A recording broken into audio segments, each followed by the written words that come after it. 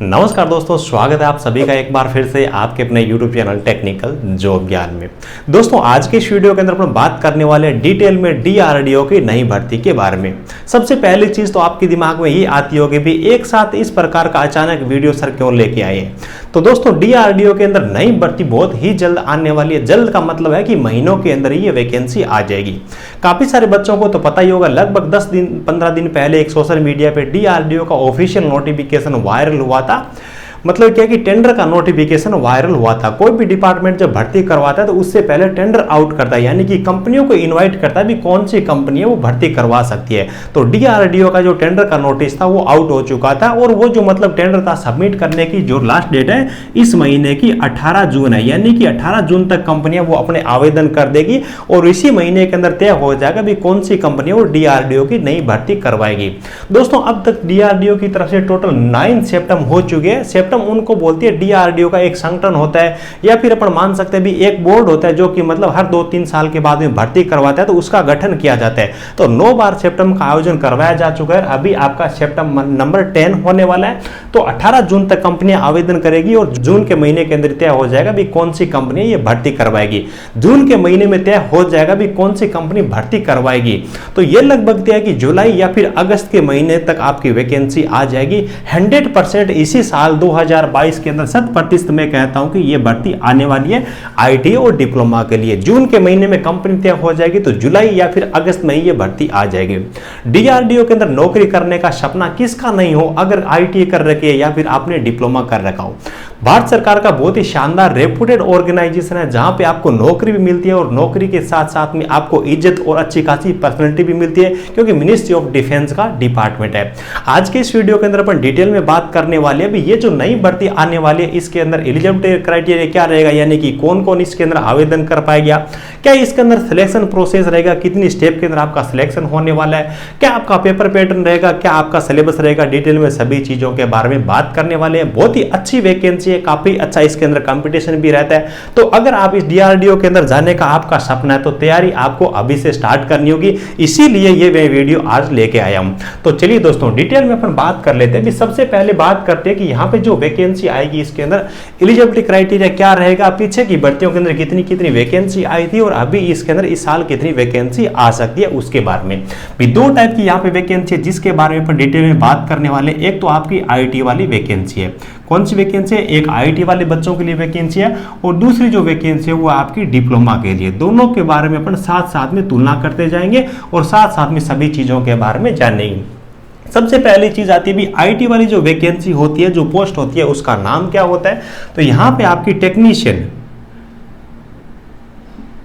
Technician grade A के नाम से यहाँ पे आपकी वैकेंसी आती है। इसी हिसाब से डिप्लोमा के बारे में आपको बताऊं तो यहाँ पे आपकी सीनियर टेक्नीशियन के नाम से वैकेंसी आती है। सीनियर टेक्नीशियन के नाम से डिप्लोमा के लिए वैकेंसी आती है।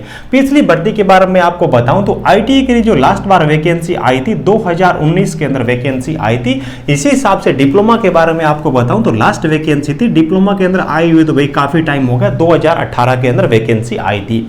भर्ती आए हुए काफी टाइम हो गया तो अनुमान ये लगा रहे हैं कि इस बार वैकेंसी काफी अच्छी आने वाली है। पहले भी जो वैकेंसी आई है उनके अंदर भी वैकेंसी काफी अच्छी थी। देखिए 2019 वाली वैकेंसी की मैं बात करूं IT के लिए तो यहां पर टोटल मिलाकर के 351 पोस्टें थी, ठीक है। इसी हिसाब से डिप्लोमा के बारे में 2018 वाली वैकेंसी के बारे में बात करूं तो टोटल मिलाकर के 494 वैकेंसी थी। अब देखिए काफी लंबे टाइम से, लगभग 3 साल से IT के लिए वैकेंसी नहीं आई, लगभग 4 साल से डिप्लोमा के लिए वैकेंसी आई। तो सीधी सी बात है काफी सारी वैकेंसी मतलब क्या है कि सीटें हैं, पोस्टें खाली भी होगी। तो मेरे हिसाब से देखिए वैसे तो आप YouTube पे देखोगे तो कोई 3000 बता रहा है, कोई 4000 बता रहा है, लेकिन इतनी तो नहीं आएगी, लेकिन वैकेंसी काफी अच्छी आएगी क्योंकि लंबे टाइम से वैकेंसी आई नहीं है। तो 2022 के अंदर मेरे हिसाब से मैं बताऊंगी लगभग कितनी वैकेंसी आ सकती है। तो IT के लिए भी मेरे हिसाब से 500 प्लस ही वैकेंसी आएगी, लंबे टाइम से वैकेंसी आई नहीं है। इसी हिसाब से डिप्लोमा के लिए भी मेरे हिसाब से 500 प्लस वैकेंसी आएगी। उसके बाद में बात करें कौन कौन सी सी ट्रेड के लिए वैकेंसी आती है और कौन कौन सी ब्रांच के लिए डिप्लोमा के लिए वैकेंसी आती है। एक चीज मैं आपको बता दूं कि डिप्लोमा यानी कि सीनियर टेक्नीशियन वाली जो वैकेंसी होती है उसके अंदर केवल और केवल डिप्लोमा वाले आवेदन कर सकते हैं, बीटेक वाले आवेदन नहीं कर सकते। देखिए ट्रेड के बारे में आपको बताऊं, ट्रेड और ब्रांच के लिए तो वैसे तो देखिए बहुत सारी ट्रेड और ब्रांच है जिनके लिए इसमें वैकेंसी आती है, लगभग सभी कोर ट्रेड और ब्रांच आ जाती है। जैसे कि मैं आईटी के लिए बात करूं तो यहां पे देखिए सबसे ज्यादा जो वैकेंसी आती है आईटी इलेक्ट्रीशियन के लिए, फिटर के लिए, वेल्डर के लिए, टर्नर के लिए, कोपा के लिए, है ना। और उसके बाद में इलेक्ट्रॉनिक्स के लिए भी बहुत शानदार यहां पे वैकेंसी आती है, इलेक्ट्रॉनिक मैकेनिक के लिए वैकेंसी आती है, इनके लिए काफी ज्यादा मात्रा में वैकेंसी आती है। इसके बाद में भी बुक बाइंडर वगैरह है और भी मतलब क्या है कि कारपेंटर वगैरह इनके लिए वैकेंसी आती है। तो लगभग 10 ट्रेड है जिनके अंदर वैकेंसी आती है। इसी हिसाब से डिप्लोमा की ब्रांच के बारे में आपको बताऊं तो सिविल, इलेक्ट्रिकल, मैकेनिकल के लिए वैकेंसी आती है। उसके बाद में आपका देखिए ऑटोमोबाइल इंजीनियरिंग है, इसके लिए वैकेंसी आती है, केमिकल इंजीनियरिंग के लिए वैकेंसी आती है, इंस्ट्रूमेंटेशन इंजीनियरिंग के लिए वैकेंसी आती है, इलेक्ट्रॉनिक्स के लिए वैकेंसी आती है, electronics and electrical and electronics के लिए भी वैकेंसी आती है। और भी काफी सारी ब्रांच है, मेरे को नाम याद नहीं है, तो बहुत सारी ट्रेड और ब्रांच के लिए वैकेंसी आती है, ठीक है। उसके बाद में अपन बात कर लेते हैं भी एजुकेशन क्वालिफिकेशन के बारे में और एक्सपीरियंस के बारे में भी। सीधी सी बात है, टेक्नीशियन वाली जो वैकेंसी आती है इसमें अगर आपने 10th कर रखी है और साथ में अगर आपके पास में आईटी का सर्टिफिकेट है तो आप इसके अंदर आवेदन कर पाओगे, कोई भी अप्रेंटिसशिप या फिर एक्सपीरियंस की यहाँ पे जरूरत नहीं पड़ती है, तो ये आपके लिए बहुत ही अच्छी बात है। इसी हिसाब से डिप्लोमा वाली जो वैकेंसी होती है इसके अंदर 10th प्लस डिप्लोमा मांगा जाता है, कोई भी एक्सपीरियंस या फिर अप्रेंटिसशिप नहीं मांगी जाती है। बीटेक वाले इसके अंदर आवेदन नहीं कर पाते, ठीक है। उसके बाद में अपन एज क्राइटेरिया की बात करें भी कितनी एज तक के बच्चे इसके अंदर आवेदन कर पाते हैं, सारी की सारी चीजें मैं ऑथेंटिक बता रहा हूं। दोनों के जो पिछले ऑफिशियल नोटिफिकेशन थे अच्छी तरीके से मैंने रीड किया, अच्छी तरीके से चीजों को एनालिसिस करने के बाद में सारी चीजें मैं आपको ऑफिशियली बता रहा हूं। एज लिमिट के बारे में बात करें तो यहाँ पे देखिए अनरिजर्व कैटेगरी के लिए जो एज होती है वो भी 18 से लेकर के 28 वर्ष तक के बच्चे आवेदन कर पाते हैं, ठीक है। उसके बाद में जो बच्चे एससी और एसटी से आते हैं, एससी और एसटी वाले बच्चे होते हैं उनको 5 साल की अधिकतम आयु के अंदर छूट मिल जाती है, 33 वर्ष तक के बच्चे आवेदन कर पाते हैं। इसी हिसाब से कोई बच्चा अगर ओबीसी से आता है तो उसको अधिकतम आयु के अंदर 3 साल की छूट मिल जाती है। एज का सेम क्राइटेरिया सीनियर टेक्नीशियन वाले डिप्लोमा की वैकेंसी के लिए रहता है। उसके बाद में देखिए सैलरी यहाँ पे काफ़ी अच्छी रहती है, जैसे कि मैंने आपको पहले ही बताया, यहाँ पे जो सैलरी रहती है आपकी मंथली सैलरी होती है वो 28,000 रुपये पर मंथ के हिसाब से आपकी सैलरी रहती है, ठीक है। ये आपकी सैलरी रहती है आईटीआई के लिए, ठीक है।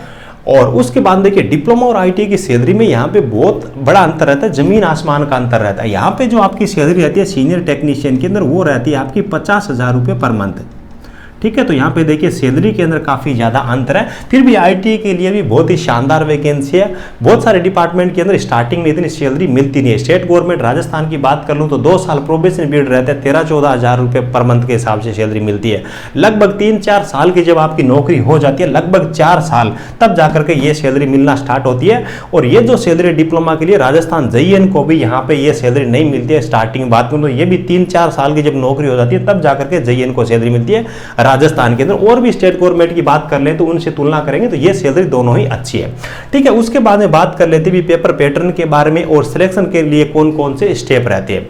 देखिए सबसे पहले अपन बात करें आईटीआई के लिए तो यहाँ पे देखिए आपका एक तो रहता है टायर 1, ठीक है, टायर 1 रहता है, और दूसरा आपका इसके अंदर टायर 2 रहता है। टायर 1 और टायर 2 दो यहाँ पे मतलब क्या है कि ये सिलेक्शन प्रोसेस के 2 स्टेप रहते हैं।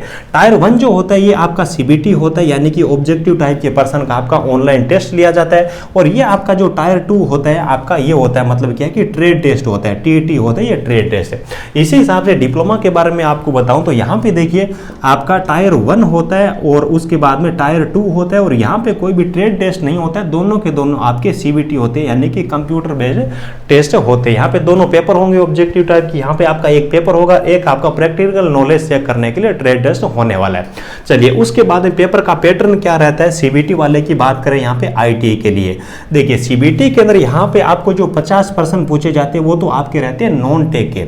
देखिए सबसे यहीं पे मैं लिख रहा हूँ ना ITI के लिए, यहाँ पे लिख रहा हूँ मैं, है ना, टायर 1, ठीक है। टायर 1 के बारे में अपन बात करें ITI के लिए तो टायर 1 के लिए देखिए सबसे पहले आपका नॉन टेक रहेगा पेपर के अंदर, और नॉन टेक के जो पर्सन रहेंगे 50% रहेंगे जो कि आपके 50 नंबर के रहेंगे। नॉन टेक के अंदर कौन कौन सी चीजें आएंगी, मैथमेटिक्स के पर्सन पूछे जाएंगे, रीजनिंग के पर्सन पूछे जाएंगे, इंग्लिश के पर्सन पूछे जाएंगे, जीके के पर्सन पूछे जाएंगे, और आपको साइंस के पर्सन पूछे जाएंगे। टोटल आपके 5 टॉपिक रहेंगे, 50% आएंगे नॉन टेक्निकल के अंदर। उसके बाद में आपका टेक्निकल रहता है, तो टेक्निकल के अंदर आपकी ट्रेड से संबंधित प्रश्न पूछे जाते हैं। टोटल मिला करके आपको 100 प्रश्न पूछे जाते हैं। टोटल यहाँ पर ऑल ओवर अपन बात करें टेक और नॉन टेक की तो 150 प्रश्न रहते हैं।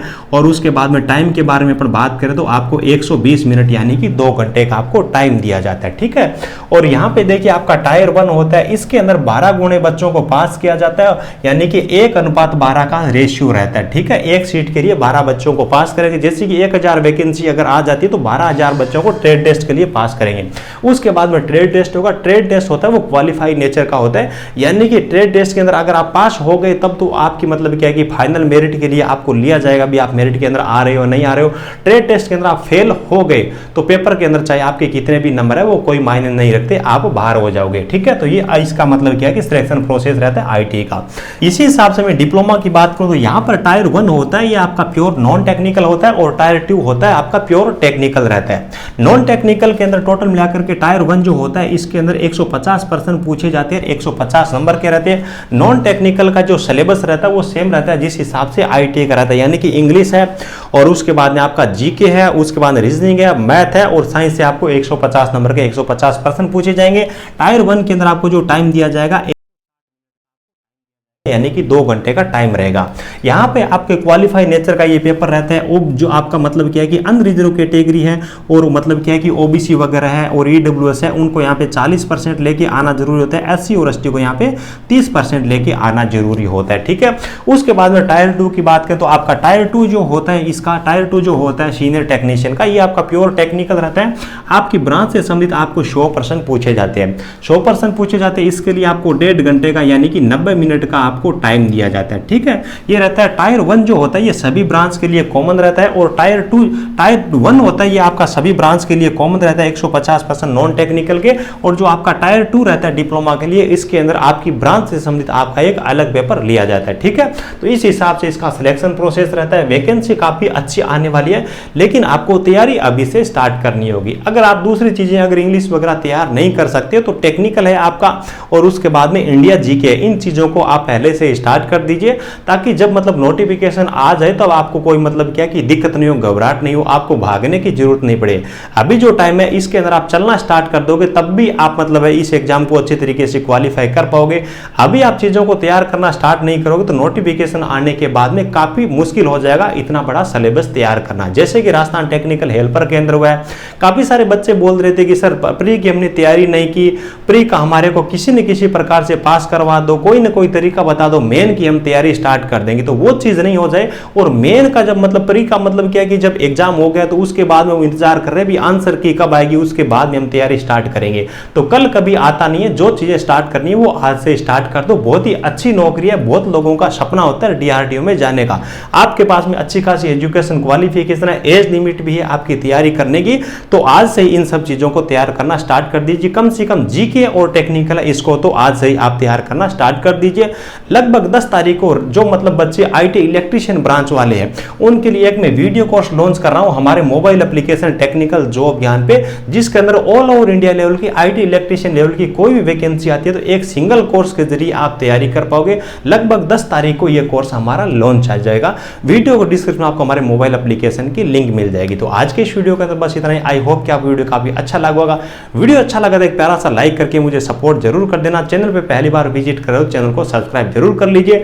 2018 और 2019 के दोनों जो नोटिफिकेशन है आपको इसी वीडियो के डिस्क्रिप्शन में आपको हमारे टेलीग्राम चैनल की लिंक मिलेगी, तो वहां पे मैं आपको प्रोवाइड कर दूंगा, तो और भी अच्छी तरीके से चीजों को आप रीड कर सकते हो। Thank you.